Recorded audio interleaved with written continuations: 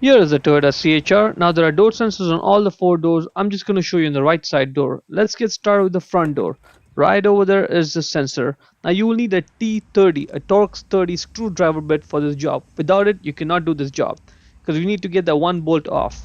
So let's go ahead, get the T30 screwdriver and press down on the bolt and then twist left. That way you don't end up stripping it. Keep the bolt somewhere safe.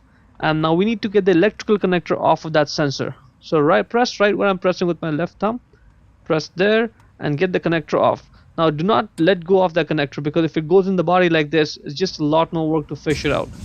Get the new sensor and simply click it onto the electrical connector. It only goes on in one way. Now let's just put this bolt back on. Hand tighten it down first and then let's tighten this down with the screwdriver and try this out.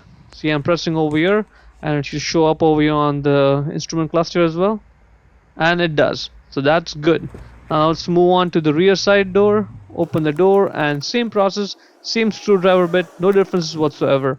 Now it's important you do not lose this bolt because this bolt is what completes the electrical connection. Without that bolt, the electrical connection will not be completed and your door sensor will not work. Again, over here the wire is slightly longer, but again, do not let go off of it or it's going to go back in the body and it's going to cause a lot more work. Same process as the front, no differences whatsoever. Let's try this out, see if it works. It's working fine. And that's good. That is pretty much it. Hope you found it useful. Before we go, let me give a quick shout out to Naya Motors Inc. for letting us use the car today to film the videos. They are a used car dealer here in Ottawa, Canada. Check out the link in description for their entire inventory.